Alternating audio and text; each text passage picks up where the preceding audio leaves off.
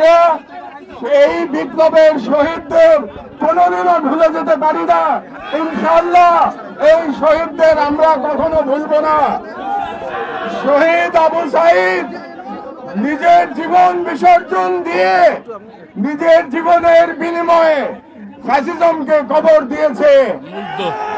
এক সময় বাংলাদেশের যে তরুণ কিউবার বিপ্লবের নায়ক চে গুয়েভারাকে বিপ্লবের প্রতীক হিসেবে বিবেচনা করত, সেই বাংলাদেশের তরুণ এখন আবু সাঈদকে তাদের আদর্শ হিসেবে জানে। বাংলাদেশের বিপ্লবের আইকনের নাম আবু সাঈদ। আবু সাঈদের সেই দুই হাত প্রসারিত করে ফ্যাসিবাদের পুলিশের উদ্ধত রাইফেলের সামনে উদ্ভাসিত মুখে দাঁড়িয়ে থেকে শাহাদাত বরণ করা বাংলাদেশের জনগণকে যুগের পর যুগ অনুপ্রেরণা দেবে ইনশাআল্লাহ।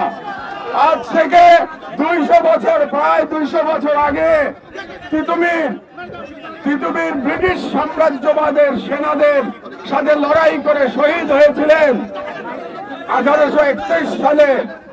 আজকে 200 বছর পরে আমরা শহীদ তিতুমিরকে পরম শ্রদ্ধা করে স্মরণ করি। আমি আশাবাদী যে আজ থেকে 200 বছর পরে আমাদের আগামী প্রজন্ম, তখনকার বাংলাদেশের প্রজন্ম আবু সাঈদের কথা বলে তিতুমিরের মতো গর্ব অনুভব করবে। শতাব্দীর পর শতাব্দী আবু সাঈদ আমাদের কাছে বিপ্লবের আইকন হিসেবে থাকবে। বাংলাদেশে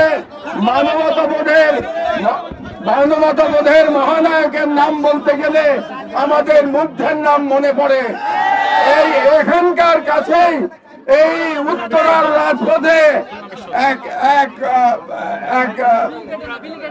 রাজপথে এক সুদর্শন তরুণ পরম মমতায় রাস্তায় দৌড়ে বেরিয়েছে আর বলেছে পানি লাগবে ভাই। ওই দৃশ্য মনে করলে আমি আবেগ রাখতে পারি না। কাজেই মুগ্ধ আমরা আল্লাহর কাছে রহমত প্রার্থনা করি, আল্লাহ যেন মুগ্ধকে উত্তম পুরস্কার দান করেন। কিয়ামতের দিনে আরাফাতের ময়দানে যখন সবাই তৃষ্ণার্ত থাকবে, ইনশাআল্লাহ আমাদের মুগ্ধ তৃষ্ণার্ত থাকবে না ইনশাআল্লাহ। আমি আরো ভুলতে পারি না 60 বছরের এক শিশু যে এই বিপ্লবে অংশগ্রহণ করার জন্য তার মাকে নিয়ে রাজপথে নেমে এসেছিল। সে আবু সাঈদের কথা বলতে গিয়ে আবেগে কেঁদে সে তার মাকে জড়িয়ে ধরেছিল।